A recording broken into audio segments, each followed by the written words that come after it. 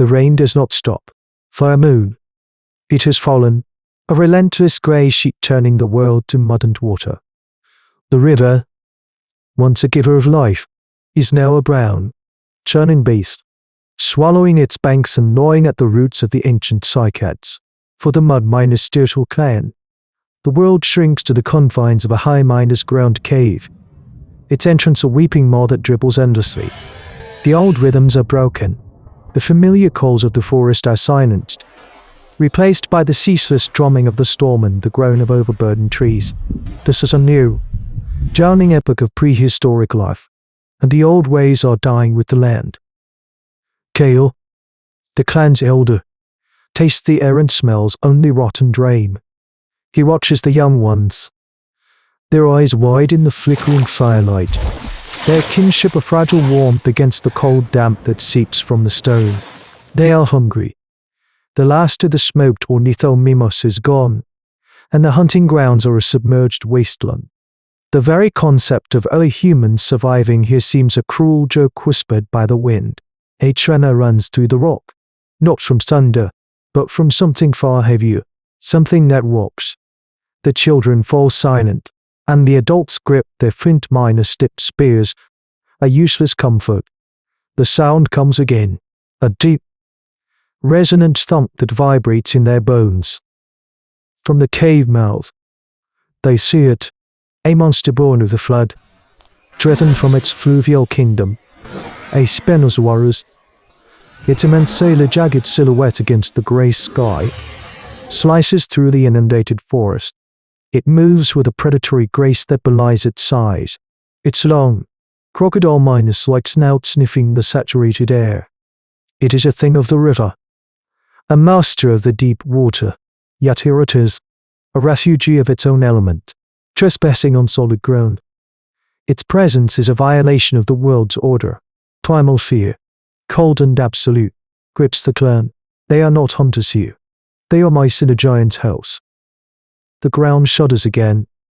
A more violent concussion. A roar shatters the air. A sound of pure territorial rage that strips the leaves from the nearby ferns.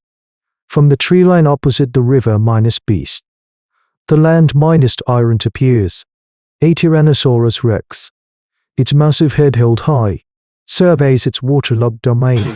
Its olfactory bulbs flare, catching the scent of the intruder.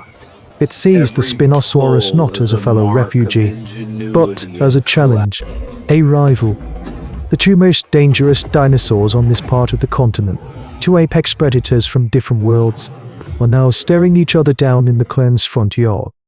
The valley, once a sanctuary, has just become a battlefield for the 20-7 souls of the mud-turtle clan, huddled in their stone crevice. The question of survival skills has been honed to a single, terrifying point: how do you hide from kings when they go to war?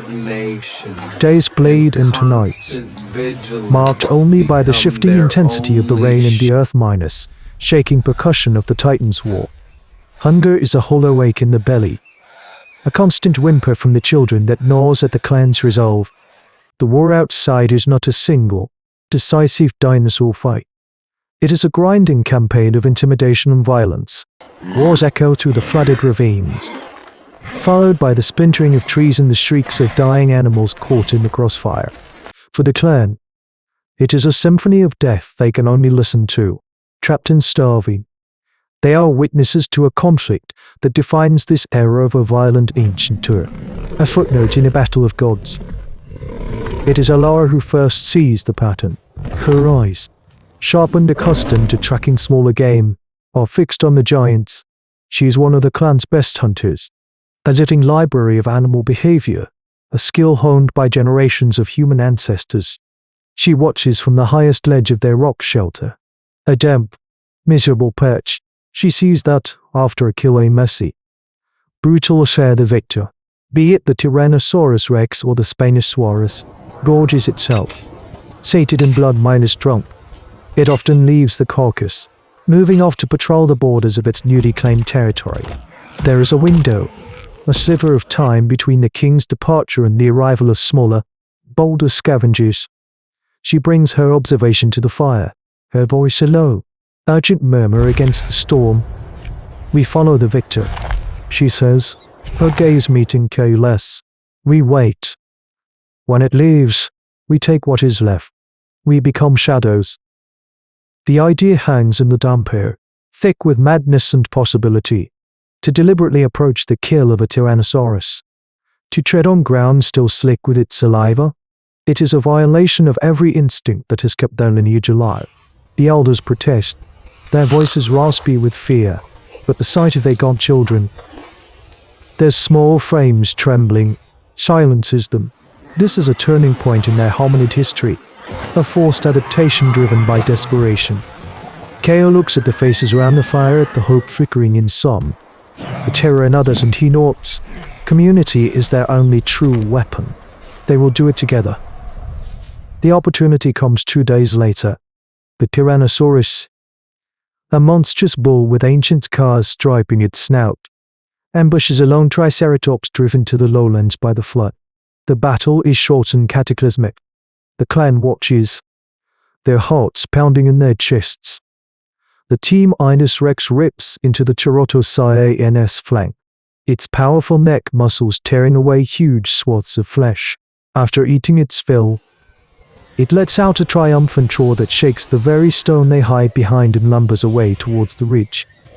This is the signal. Led by Alara, a team of 5 moves from the cave. They are ghosts in the grey light, their bare feet silent on the wet stone and mud. They carry sharpened flint knives and a few heavy clubs, the first desperate tools of an osteoid ontocratic technology born from necessity. The air is thick with the coppery tang of blood. The triceratops carcass is a ruin of flesh and bone, but there is meat, working with a frantic, silent precision. They slice at the exposed muscle, hacking away what they can carry. Every snap of a twig, every gust of wind, sounds like the returning footsteps of the tyrant. They are not conquerors. They are thieves, stealing scraps from a god's table. Their survival a testament to the desperate intelligence that defines human evolution. The scavenging provides a fragile reprieve, but it is the life of a maggot, sustained by death and dependent on the whims of monsters.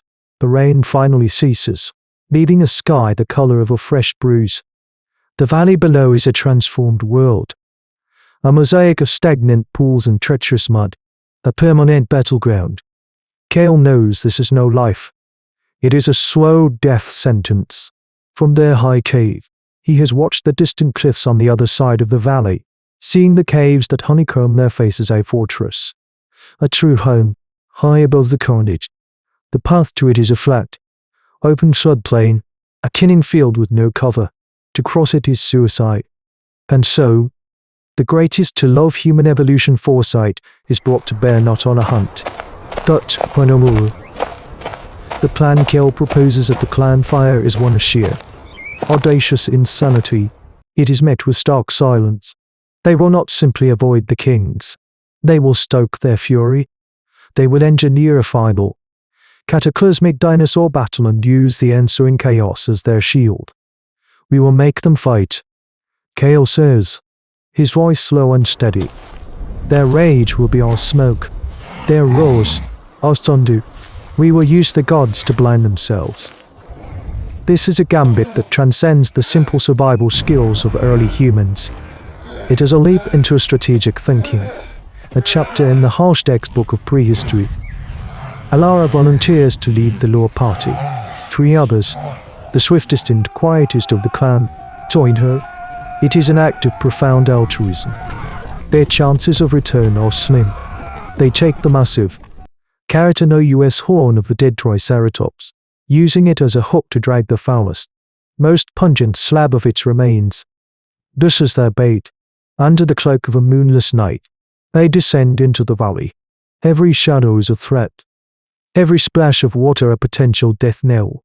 They drag their reeking prize across the Tyrannosaurus Rex's known patrol route, painting the ground with its scent, an unmistakable insult. Then, they haul it deep into the territory the piscivorous Spinosaurus has claimed, leaving it near the edge of the largest new lake. They have thrown the gauntlet. As the first light bleeds across the sky, The land-minus tyrant catches the scent. A guttural roar of fury echoes from the tree line. It has found the trail of its stolen kill leading into the heart of its rival's land. At the same time, the Spinosaurus emerges from the water, drawn by the stench. It sees the offering, smells the scent of the other king, and interprets it as a direct, contemptuous challenge. The two titans converge. There is no circling, no threat display.